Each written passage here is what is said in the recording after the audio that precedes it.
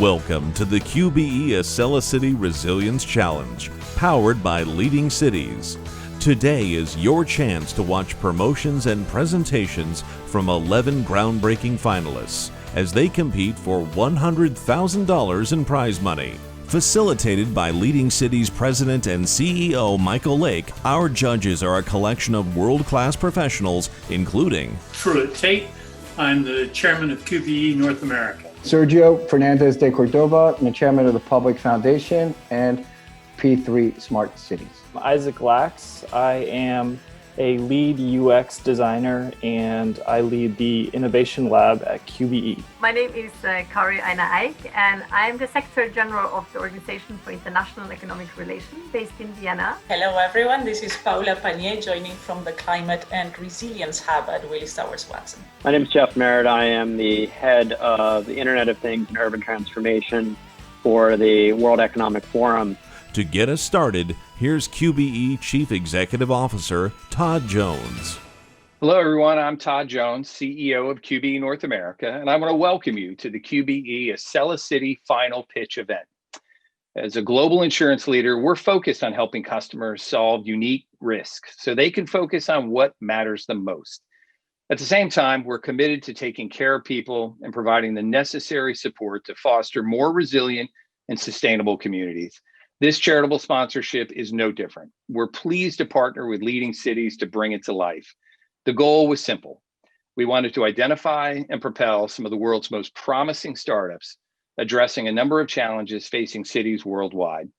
We reviewed nearly 400 applicants to find the top 50, who were then sent through an intense accelerator program. The final group, which you will hear from today, represents 8 countries and a wide range of exciting business opportunities.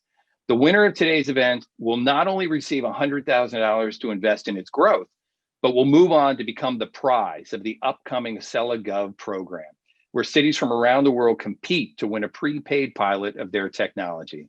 Congratulations to all of the finalists. You are all very deserving.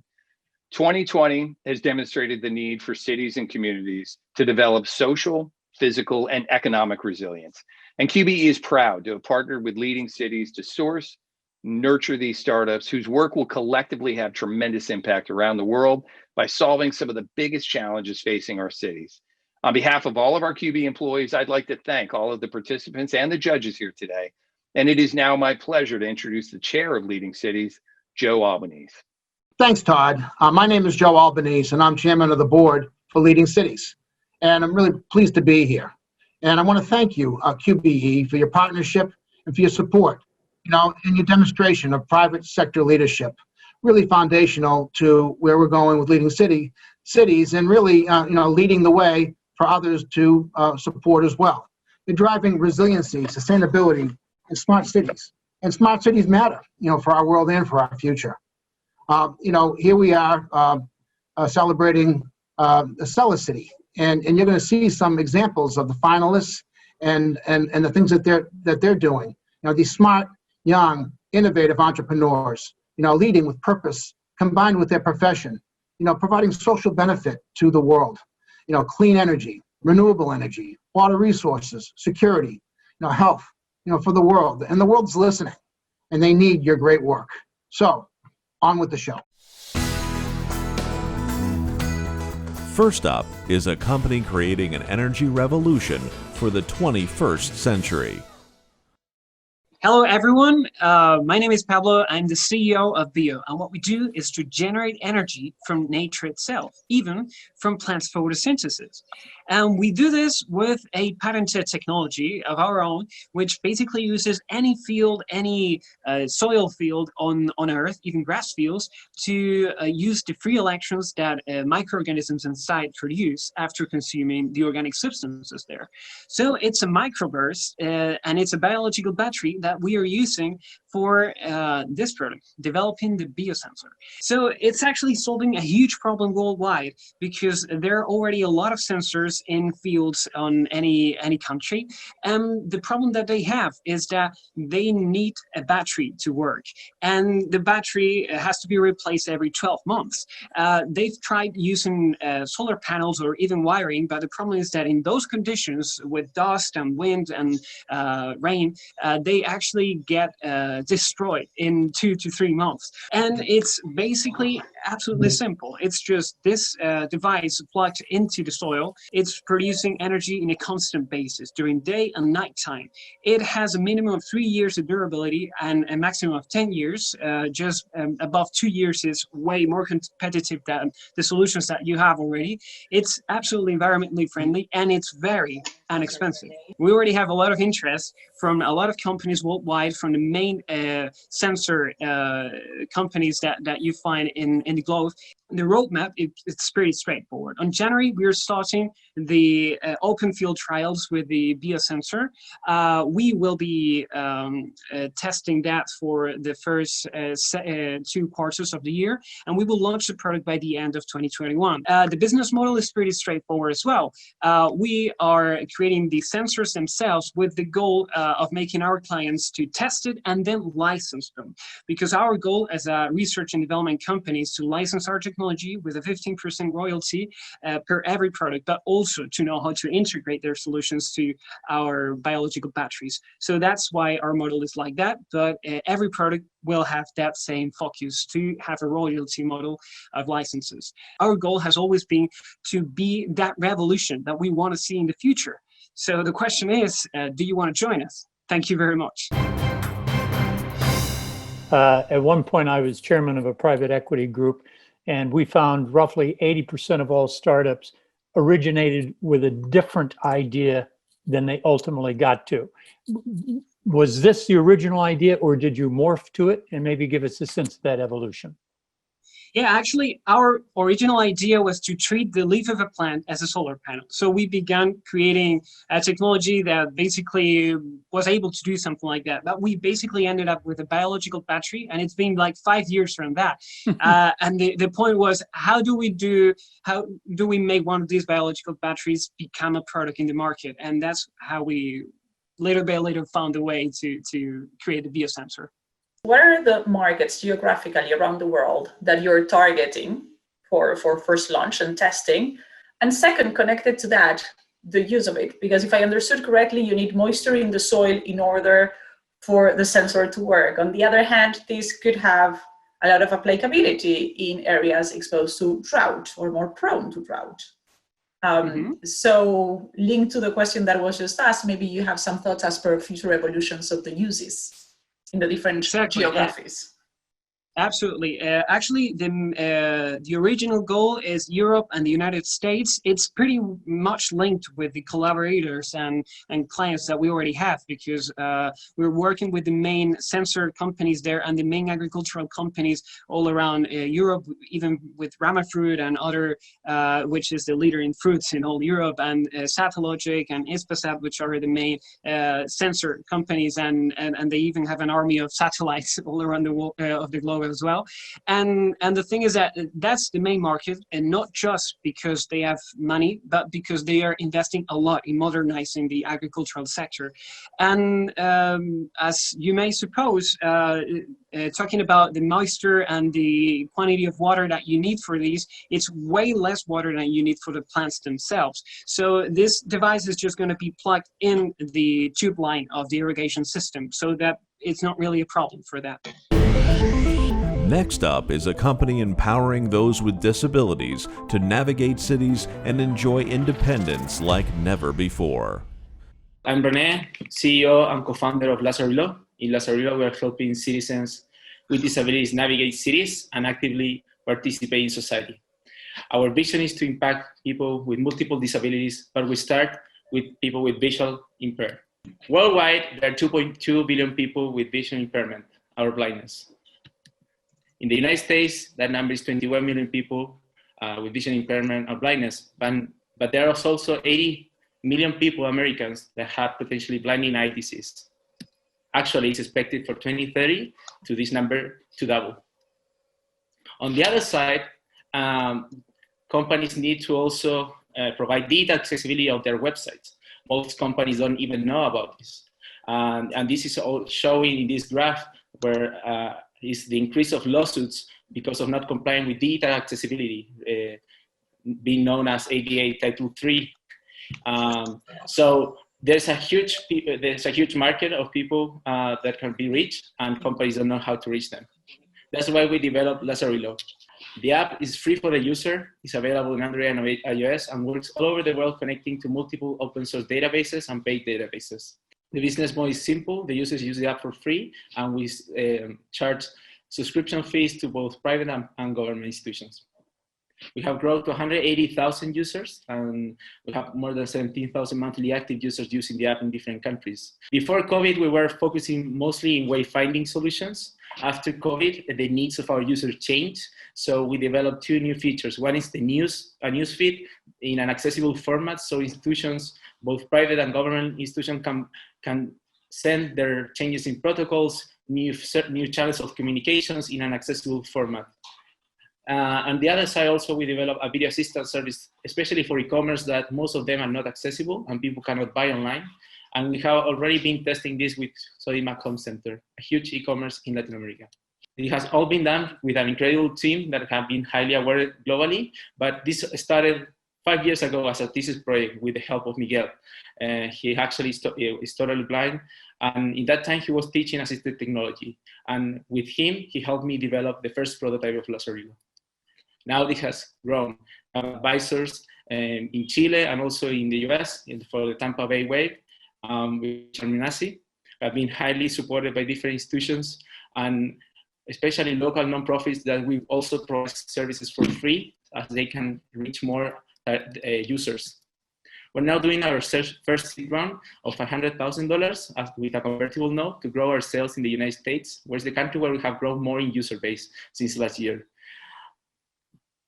So I invite you to help us make cities for all. Thank you. I know the space very well as it relates to cities and providing access for all. You are using open source sort of assets and infrastructures from the municipalities and the cities and at the local level, whether it's public or private. Explain to me sort of how you can scale this in a context of then having a pay gate for the disabled. So, you know, a lot of the work that usually is done in this space is a sort of some service at a cost that is not to the disabled and those that unfortunately have disabilities. Can you kind of explain, you know, how you plan on doing that? Because I know in most cities, especially, for example, in New York, if you're utilizing the data, you cannot monetize that.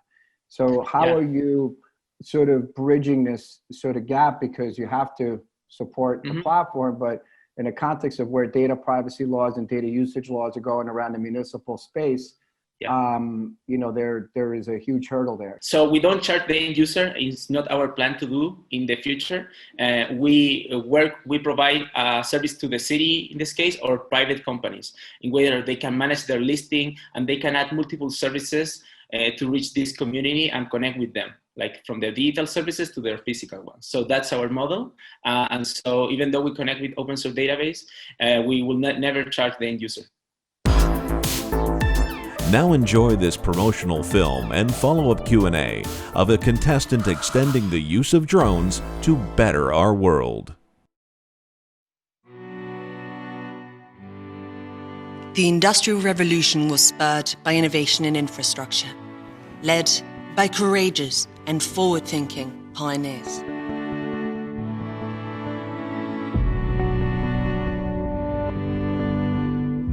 Today, we are once again on the threshold of a new industry gaining global presence. An industry which is in need of someone to lay the foundations for its growth. At EVA, we build world-class infrastructure for drones to enable secure drone operations all across the globe, so that we can turn it into a vast land of opportunities, so that drones are ready for takeoff, wherever, whenever, so that they can support us to protect lives, close gaps in critical goods supply chains, and bring vital packages directly to people's homes. So we can use drones to survey and study the things that move us further. At EVA, we're building the future of tomorrow. We developed the world's largest UAV docking station, a drone-agnostic, high-throughput station for multiple drone use cases, containing a charging and control area, allowing for secure operations and mission control. As drones grow to help society, we provide the technology they need to help drones successfully do their jobs. We use the skies to connect businesses and people through technology and innovation. And as we grow faster, smarter, and better, EVA will continue to support the world in laying the groundwork for the UAV industry to thrive. At EVA, we build the infrastructure of the 21st century. Hey everyone, thank you so much for this opportunity. My name is Isabel. We build the foundation for the drone industry to enter this world in order to run successful missions and help society for the better, as well as provide new means for city resilience. My question is around the picture that you showed of a truck bringing the station. And you made reference to using the drone technology and these vertical platforms to respond to crisis. Now, when there's an earthquake, as you mentioned, you might not be able to access via trucks, and it doesn't happen fast. So how are you thinking about that challenge? Well, I mean, hopefully in the future, what we think is like, you know, we hope that it's going to be a model like the gas stations. So there's going to be drone stations, you know, sort of networked all across the cities and the countries. So this vertical station both goes on a truck and a vessel, so any boat as well. As it is not fully anchored into the ground, you can really just, you know, we could then go to New York and say, okay, we take all the stations that are in New York, put them on all sorts of, on a ship or on a truck, and bring it down to, you know, where it might be needed at that moment. So I think it's sort of, you know, a very mobile way of just, you know, regrouping your assets and bringing them somewhere else. With a world in need of more raw materials while lowering environmental impact, our next company offers a groundbreaking solution. My name is Abbas Khan, and I am the founder and CEO of ZAC Technologies. Do you know, after water, sand is the second most consumable natural resource in the world? According to United Nations, roughly 50 billion tons of sand is mined every year, causing huge environmental problems on local surroundings. For example, stripping sand from river leads to the bank erosion and lowering groundwater, while removing sand from the beaches leads to the shoreline erosion and islands disappearances. Unfortunately, these problems are only going to increase in the future as the rate of consumption of sand is twice than the nature produces it. So what can be done to this global double problem? Can we stop sand mining? The answer is no, because we need the sand for construction, semiconductor, glass, and other purposes. Can we stop alumina refineries? Again, the answer is no, because aluminum metal is a very important part of our day-to-day life. Similarly, can we stop coal-fired power plants? In short term, the answer is no, because we need a reliable and cost-effective source of energy supply. So, to answer this double problem, we have developed a multiple awards-winning technology which can transform these wastes into value-added smart building material called LiPORs. The technology can treat different types of waste stream and byproducts such as fly ash, pond ash, bauxite residue, making it very versatile. It can be used wherever normal sand has been used, such as the concrete, plasters, mortars, roof tile, etc. Now, due to its special properties, it can also be used in rain roofing and in molding as a foundry sand. Replacing normal sand with the LiPORs increase the thermal insulation factor by up to 500%, lower the dead load by up to 12%, and extending the service life up to 2 times. Now, being lighter in weight, it reduces the consumption of energy-intensive steel, and cements, resulting in saving of additional greenhouse gases. Liports can play an important role in urban heating island effect. Smart cities, which are primarily focused on mobility and using data to manage their assets and resources efficiently, can become a smart city if they use Liport's material for the buildings and infrastructure. A smart city, first during the day, would not require high electricity and keep the building cool. And in the afternoon, these buildings and infrastructure would not release heat, making the city more comfortable. Liports offer benefit to several stakeholders. First of all, for the end users, it offers a thermal and acoustic comfort. For the industrial waste and byproducts producer, it offers a cost saving from the disposal and the legacy sites. For the environment, saving of water, which is normally required to mix with waste before the disposal. For the construction industry, access to eco-friendly premium quality material at a good price. And last but not the least, for investors, a very large market with global scalability. To achieve our mission, we have got multi-ethnic experience and dynamic team. And to combine the team, we have got network and relationship with industry actors. Thank you. Have you started placing this product in the market? What has been the evolution? Sorry if I covered it. I just missed how you have implemented. Yeah, no, it's good. It's a good question. So basically, we have started already supplying material to customers, but more on the product development stage. So early this year, we didn't have our own production facility. So we used to have kind of working with the 3 industry partners who have their own pilot facilities. And this has limited us in producing a large quantity. So the last slide, which I showed, this we have built this year with the help from investment from Rio Tinto, which is our project partner, and the European Commission. So, and also with the angel investors. So we have already started, the plant has been already commissioned last month, and now we are in producing a small quantity supplying. But before that, we have already identified the customers. They are in place. The only thing is missing are a large quantity of material supplying to them. Our next group is bringing hope and justice to those in the shadow of human trafficking. People have been taking advantage of other people since the dawn of time. Human trafficking is a reality in the lives of over 40 million people today. 79,000 children are being trafficked just in Texas. As an assistant district attorney in Philadelphia, I prosecuted 20,000 cases, and I've seen this reality firsthand. After investigating over 1,000 of these cases, we rewrote 31 laws across the country to close loopholes and improve prosecution rates. Unfortunately, today there are only 3 successful trafficking prosecutions each year for every 100 police departments in the US. We also discovered another major problem, which we are solving through Collective Liberty. Detectives are overloaded with work and lack focused resources for human trafficking, like actionable intelligence and best practices in supporting evidence and investigative process. Collective Liberty is empowering local law enforcement to end trafficking. We pull data from many public and private sources, use advanced algorithms to identify and provide actionable intelligence, and best practices training for enforcement agencies. To date, we've stopped over 1,000 traffickers, closed loopholes in 31 laws, and trained over 3,000 local police officers. We're working with over 100 agencies in 36 states and 2 continents. Sex trafficking survivors need to be connected to providers for health and recovery.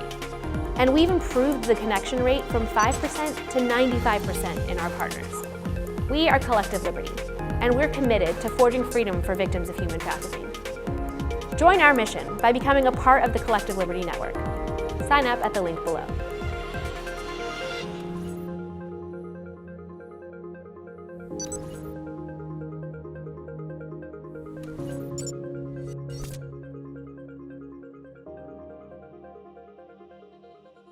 Hi, my name is Rochelle Cahan, and I am the founder and CEO of Collective Liberty. We're a national bootstrap startup working to end human trafficking.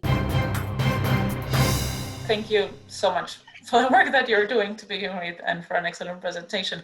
In which state of development is your company at this point? Where would this capitalization of this award intervene or be used for? towards the end of the pilot stage and ready to scale.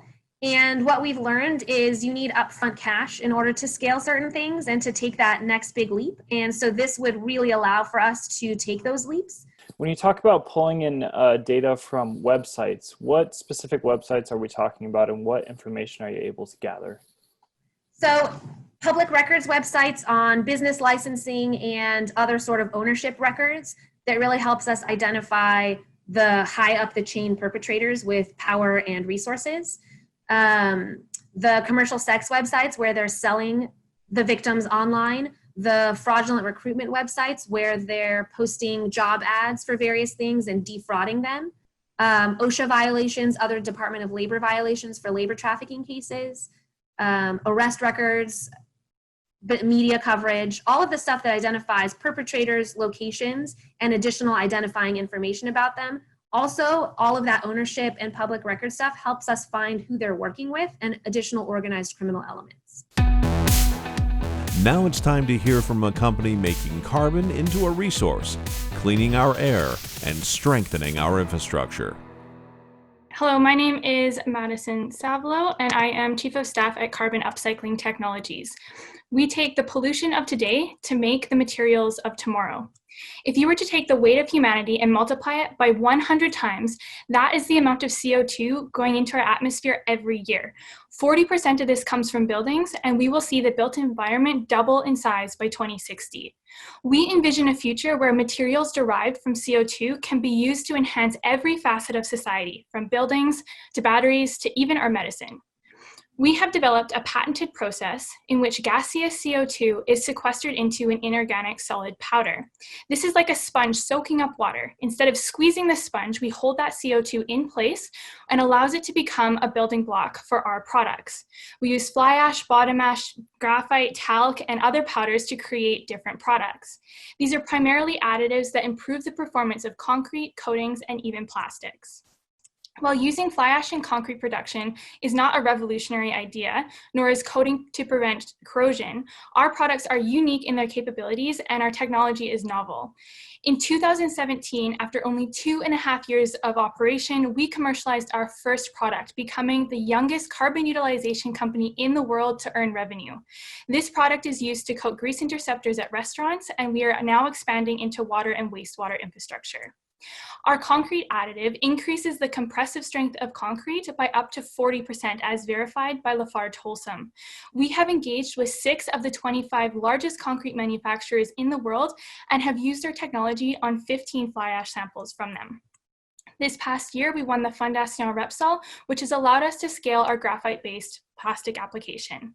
And most recently, we have partnered with 2 New York-based companies that recycle glass and are undergoing testing of their glass as an additive in concrete and plastics. We truly believe that carbon can positively impact every facet of society. While we extend the lifespan of infrastructure prone to corrosion and replace conventional plastics with higher performing low carbon plastic, the concrete additive is the primary focus of our scale-up efforts. Concrete is the second most used substance in the world other than water, and our potential greenhouse gas reduction is approximately 1 gigaton per year. We started this product line by upcycling low-grade fly ash. There are 37 gigatons of fly ash sitting in landfills in just the top 7 fly ash producing countries of the world. We're adding value to this waste that is a byproduct of coal incineration plants, but we also use other feedstocks such as glass and talc. Our concrete additive reduces cement by 20% and creates concrete that is 40% stronger. This therefore reduces the cost of concrete manufacturing by 6 to 10%. We understand the conservative nature of the construction industry, so we have a plug-and-play technology that keeps the concrete supply chain intact. Over the past 5.5 years of operation, we have scaled our technology over 1 million times. We started with a reactor that was no larger than a cookie jar, and we are now constructing a unit that produces 8 tons per day. We will be commercializing our concrete additive this year and have commercial partners ready to purchase our material. In the next 18 months, we will scale to larger facilities in partnership with concrete manufacturers. These units will be commercial in scale and produce over 50 tons per day of concrete additive. We are rapidly scaling our technology to demonstrate our work in the Carbon X Prize, and we are honored to be awarded a Solar Impulse label this past year. With the vision of our co-founders, we have not only expanded our technology, but our team as well. I joined Carbon Upcycling 2 years ago and was drawn to the young, ambitious company with a mission to bring better performing CO2 sequestered materials to all industries. At Carbon Upcycling Technologies, everything we do is geared towards creating a circular economy and resiliency for cities. We will be expanding to the US and we will be working to close the carbon loop there. We envision a future of urban living as ushering in the carbon age. Work with us to deploy our technology and advanced materials in your cities. Thank you. A question I'd have for you, when you have targeted a priority client, what's the most common challenge or doubt which is articulated, and how do you overcome it? The biggest thing for us is that because this is a new technology, we have to prove it out and to demonstrate not only the CO2 reduction, but the increased performance benefits of using our additives. Typically, that's the first question and the moment of doubt that comes in, but we can tackle it because we have third-party research and demonstrations of our technology with stamps of approvals from those research bodies, and we can bring those in and demonstrate that the technology is working. We're all trying to get from point A to point B. This company is getting us there for less money and a lower carbon footprint. Transportation is a part of everyone's routine. Whether we're off to work, grabbing groceries, or running errands, 35% of car trips are within 2 miles. 35%. That's 77 billion trips, battling aggressive horns, unpredictable ride shares, sudden stops, and contributing to the largest sector of greenhouse gas emissions globally. It's time we start clearing the air. Here at Circuit, we have a simple solution to mobilize communities in a cost-effective and green way. Our system focuses on a geo-fenced coverage area based on your community. Just like Lyft or Uber, you can request a ride on demand. The difference? We're entirely electric, hire our drivers locally, and offer safe rides for a fraction of the cost. We partner with cities, private companies, and sponsors, connecting them to the communities they serve at large. Our service offers a marketing opportunity that adds public utility instead of polluting the air. In fact, our service helps reduce over 100 metric tons of CO2 emissions each year through our FRED program in San Diego, and that's just one city. From our humble beginnings troubleshooting the best way to relieve traffic in our hometown, we have bootstrapped, expanded, and found a demand for our service nationwide. Partnerships with global brands and extending our impact to the national stage has verified our model with an average revenue growth rate of 53% and transit revenues up 250% in the last year. Circuit is a proven service that cities are supporting and communities are embracing. As we continue to grow, our determination and community-focused mindset remain the pillars of our foundation. And even in these times of uncertainty, Circuit has played a role in supporting our healthcare workers. Businesses are meant for communities, and at Circuit, we connect. I'm Alex Esposito. I'm the co-founder and CEO of Circuit, and we're making transportation connected, electric, and fun. We're building on-demand local shuttle services for cities, and we've given over 3.5 million rides without burning an ounce of fuel. Could you talk to us a little bit about how you've addressed the legal and competitive issues that have challenged other rideshare, Uber, Lyft, being taken off the streets in London, et cetera? You must have had a team looking at that. How do you differentiate yourself, and/or how are you addressing those challenges? So we're a full service operator. So our drivers are W-2 employees. And that's always been the case. That's also something the cities like. They like that local team of drivers.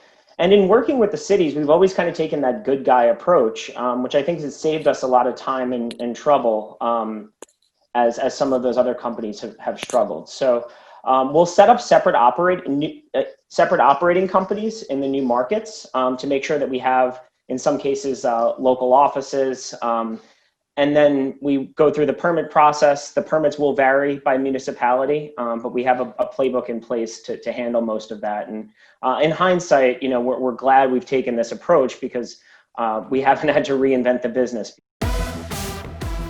Now it's time to hear the story of a company solving the climate crisis through data.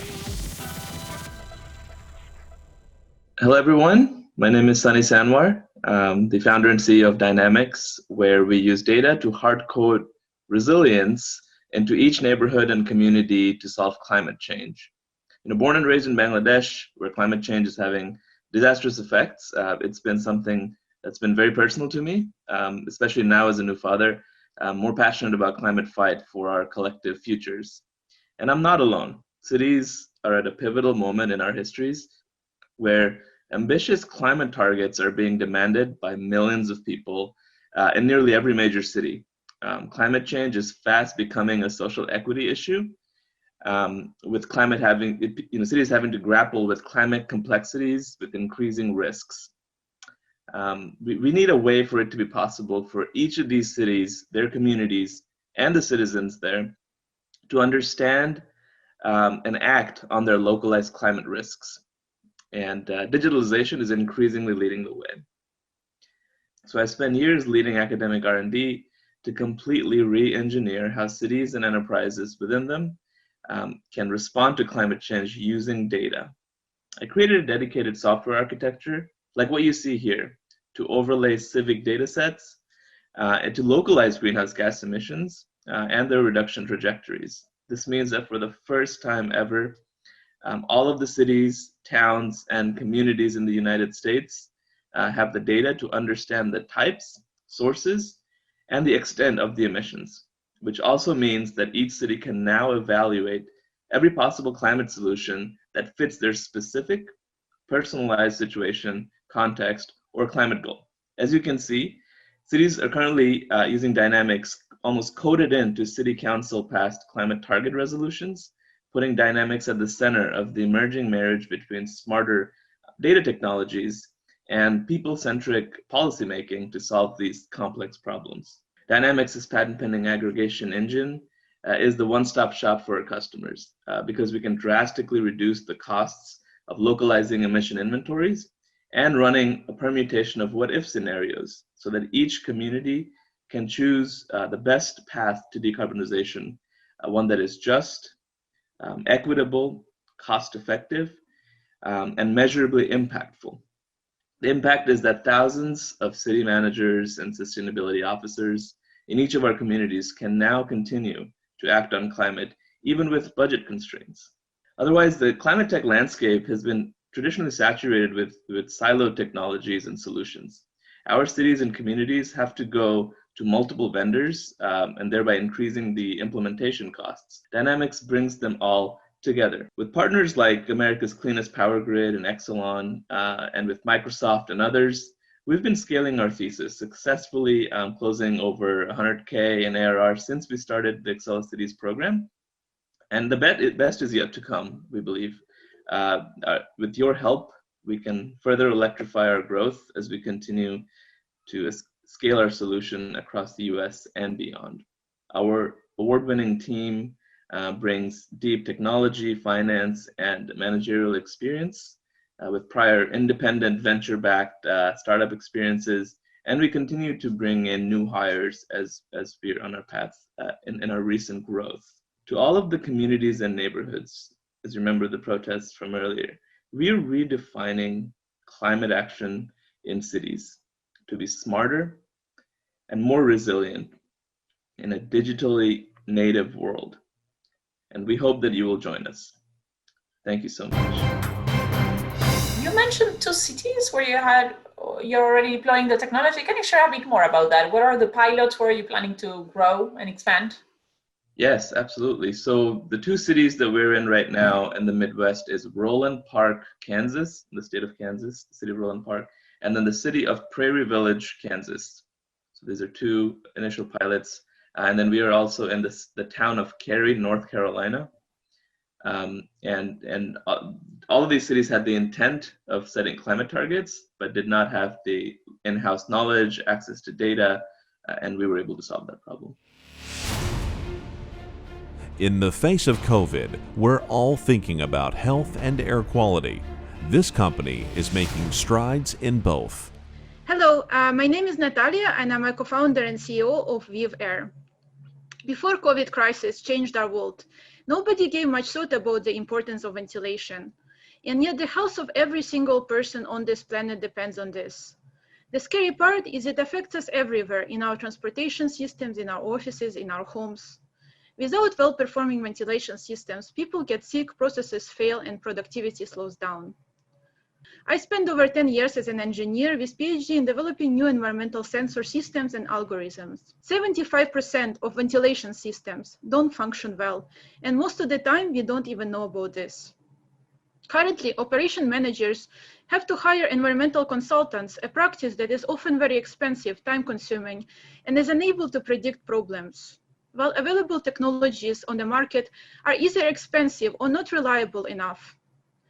Inspired by this, we started Weaver, which is a safety-as-a-service solution that makes our environments cleaner and more sustainable to improve the safety, reduce operation costs, and reduce failures. Building operations are complex and dynamic. It is critical for us to track different factors, including air quality, air exchange, public safety, and energy efficiency. Weaver solution prevents contamination by diagnosing its sources before it becomes serious. With Weaver, you can diagnose over 20 different factors across space and time in real time, and with 95% accuracy. Multi-sensor devices can be quickly and easily installed in any ventilation system.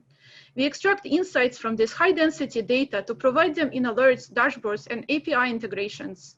And through this, we are able to save operational and maintenance costs, as well as energy, leading to ROI in less than 2 years. Weaver improves public health and safety by improving air quality and ventilation. We provide decision support to diagnose serious problems faster and prevent failures and reduce costs. And we are also able to save operation costs through energy savings and data-driven cleaning and other process optimization. Through this, we are able to drive city resilience for businesses by making the spaces safer, for governments by optimizing their resources, and for citizens by improving the health equity and building immunity. Unlike other solutions on the market, we monitor air quality, occupancy, and ventilation in real time, improve accuracy, and provide decision support, not just data, while reducing the installation and maintenance costs. Our barriers to entry come from IP, partnerships, and introducing new standards. We distribute our solutions through partnerships with OEM, maintenance, consulting, and insurance companies, which helps us get customers faster and with less cost. The market opportunity for this is massive, over 600 billion across industries, and includes transportation, commercial, healthcare, and industrial. Initially, we are focused on high-value industries. My background is environmental and chemical engineering, with expertise in technical sales and advanced computing.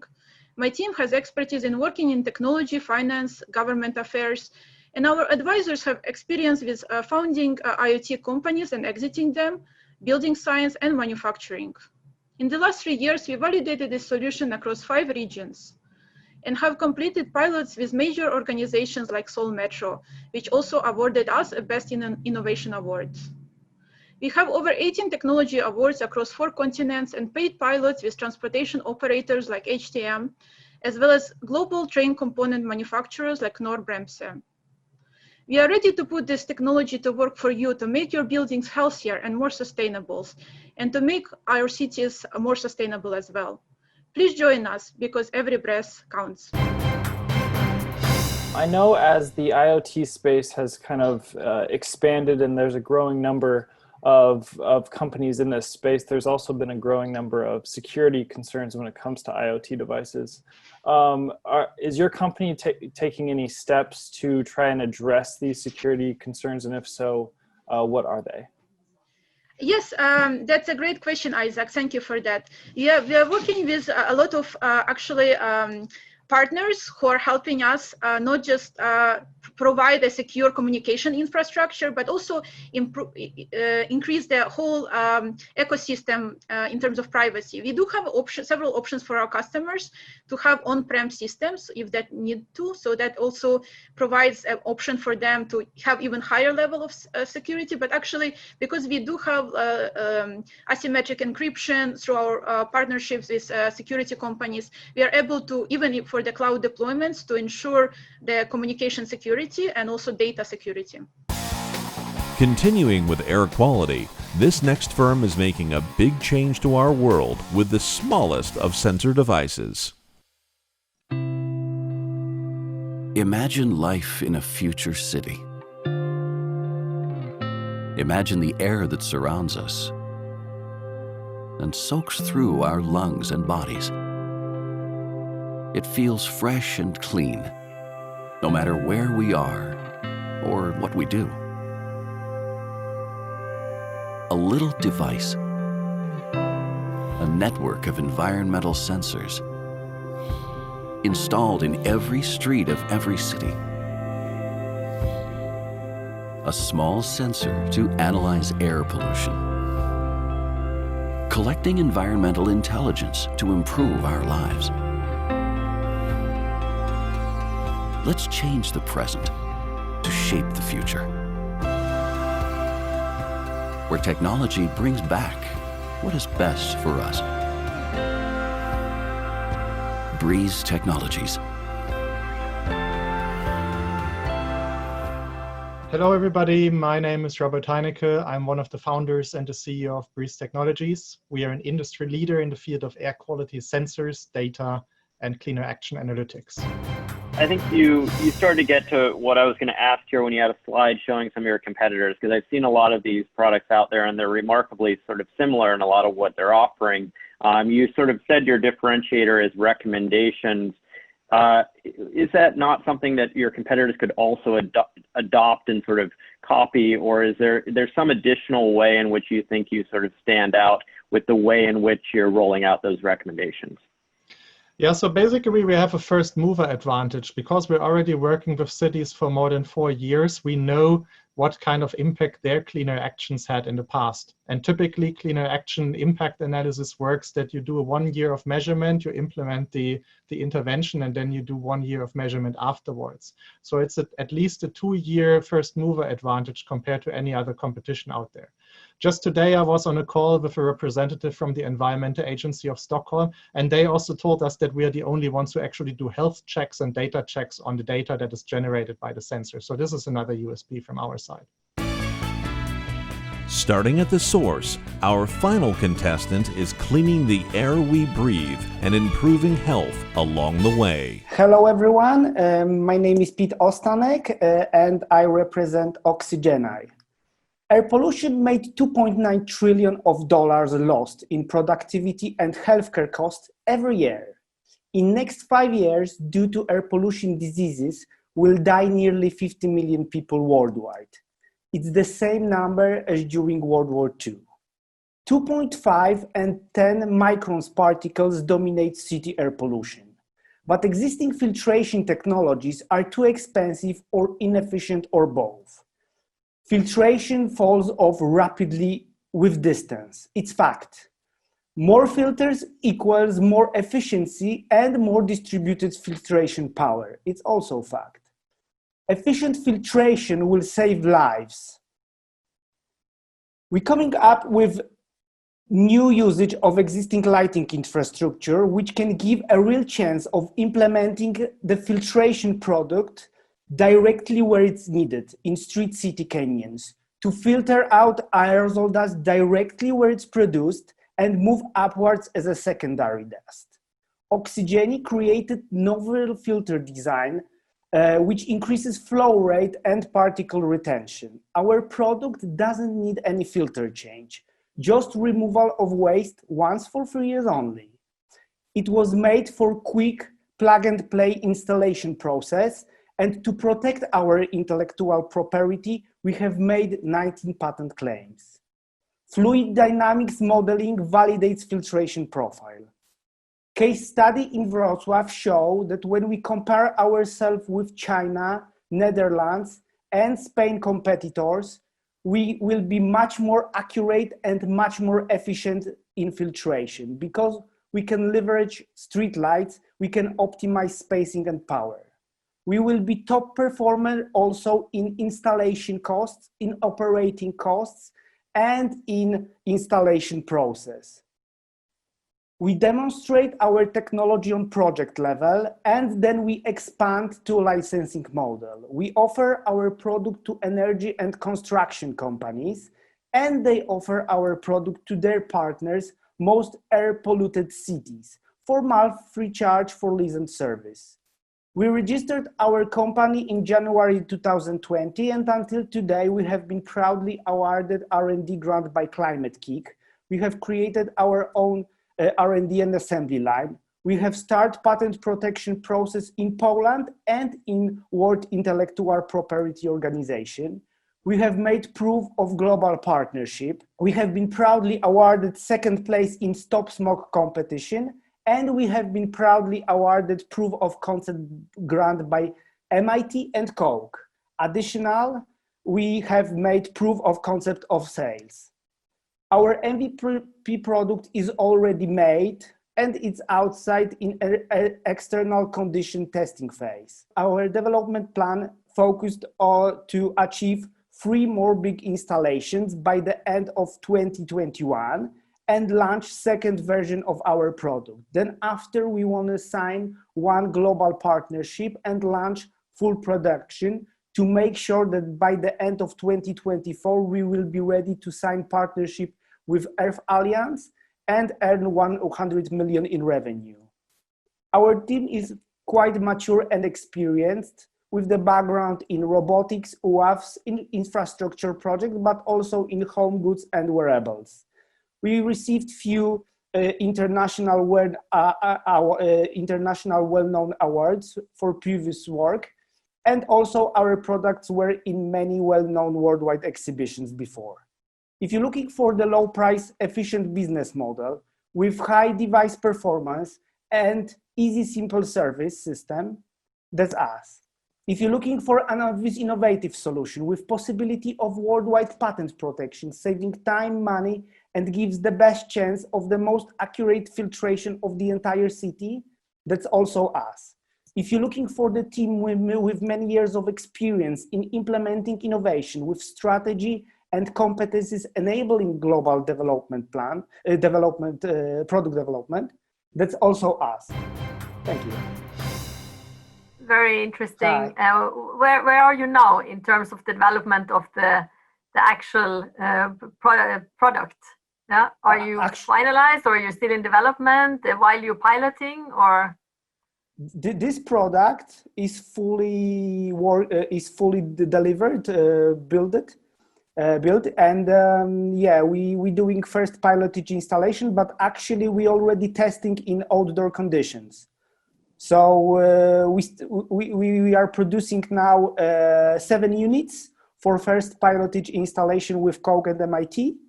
And additionally, we have another idea now to develop this technology to be much more efficient, and this technology which we will be able to spread for different markets also, not only in smart city. Our judges then took the next 30 minutes carefully deliberating to choose a winner from a pool of outstanding options. I just want to take a moment to thank everyone. I want to start with our judges who have just been, as I described a moment ago, through both a marathon and a sprint at the same time. I told them how I do not envy them and the job that they had. This has been by far the best cohort that Leading Cities has had through our AcceliCITY program. Every one of you are inspiring in so many ways, on so many levels. The issues you're tackling, the way you're doing it, the innovation, the creativity, the chutzpah that you all have. It's been remarkable for us to witness. We've been so honored to have you all part of this program. I want to just quickly say that to QBE, who has been an unbelievable partner in this program from the very beginning, and their leadership and focus on the issue of resiliency, which, as you all have heard me say ad nauseum, we are facing a global crisis in terms of the challenges that cities face. We only get better if we tackle these challenges together and we think creatively on what those solutions are, which is what all of you are doing. With that, I will remind everybody, we started with 398 applicants from 37 countries. We are now down to 11 finalists. Every one of you is in fact a winner. You all should be very proud to have come this far. We have no doubt of your future success. And with that, it is my great honor, my great privilege, and pleasure to announce the 2020 QBE AcceliCITY Resilience Challenge winner is Bio. Congratulations.